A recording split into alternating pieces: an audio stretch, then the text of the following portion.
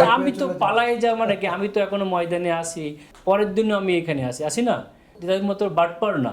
তুরস্ক অথবা ইউরোপে শিফট হয়ে যাওয়া এটা কোনো মানে ফ্যাক্টর না, এটা তো যে কোনো ব্যক্তি, যেমন বর্তমানে যিনি প্রধানমন্ত্রী আছেন তার সম্পর্কে তো আছে যে উনি ইউকে সিটিজেন। আমাদের এখন পররাষ্ট্র মন্ত্রণালয় যিনি, উনি যেটা শোনা যায় যে বিভিন্ন দেশের নাগরিক, যেটা আমাদের বর্তমান স্বরাষ্ট্রমন্ত্রী তিনি নিজেই বলেছিলেন যে একটা অন্য দেশের নাগরিক কীভাবে ইন্টারিমে থাকে।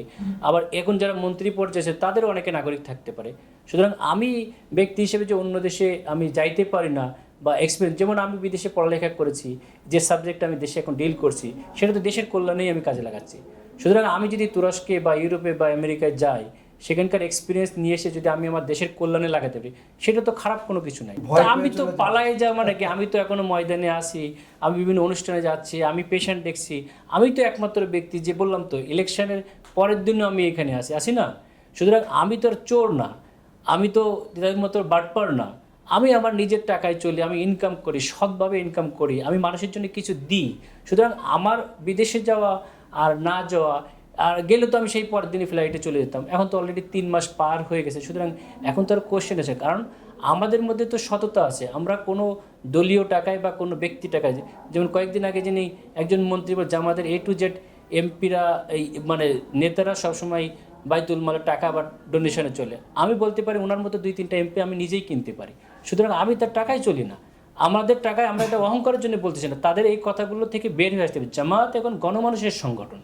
জামাত সমস্ত মানুষ কেমন ভালোবাসে সারাটা দেখেছেন, যে কোনো দলের জন্য ট্রেনে, নৌকায়, লঞ্চে এই যে বিভিন্ন দিকে যাচ্ছে, তখন এক বাক্যেই শুধুমাত্র দাঁড়িপাল্লা স্লোগান, ঈদের মতো যাত্রা, এই যে ভালোবাসার সৃষ্টি হয়েছে। আর যে জিনিসটা আপনি বললেন যে বিভিন্ন যে সেনা অফিসারদের মাধ্যমে আপনি শুনেছেন, আপনি একবার চিন্তা করে দেখেন সেনা অফিসারদের সন্তানরা ডাক্তার খালিদুজ্জামানকে কি পরিমাণ ভোট দিয়েছে। এই ভোট গণনা বন্ধ হওয়ার আগে 5-7টা কেন্দ্রের রেজাল্ট এসেছিল, 1328, আর একটা যিনি বর্তমান প্রধানমন্ত্রী এবং দলীয় প্রধান, সেই সেনা ক্যান্টনমেন্টে আমার এগেনস্টে 641 ভোট পেয়েছে। সুতরাং সেনা অফিসারদের কথা বললেই হবে না, তারা যথেষ্ট আমাকে ভালোবাসে এবং তারা জামায়াতকে এবং আমাকে এতটুকুই ভালোবাসে। আমার এগেনস্টে যখন একটা প্রোপাগান্ডা হলো রাত 11:30টার সময়, তাদের মধ্য থেকে একটা বিবৃতি আসা, এটা নিতান্তই তাদের অফিসারদের ভালোবাসারই প্রতিফলন। তা না হলে রাত্র অফিস টাইম ছাড়া এরকম সময় একটা বিবৃতি দেওয়া যে এটা সলভড ইস্যু, এটা ডক্টর খালিদুজ্জামান এবং জামায়াত ইসলামীকে ভালোবাসা না থাকলে এটা কখনোই সম্ভবপর ছিল না। এবং সেখানে এত ভোট কাটাকাটি কারচুপির পরেও একটা থানায় আমি 5,500 ভোট একটা প্রধানমন্ত্রীর থেকে বেশি পেয়েছি। সুতরাং সেনা অফিসার 2-1 জন সুবিধাবাদী থাকতে পারে, তারা এটা বলতে পারে।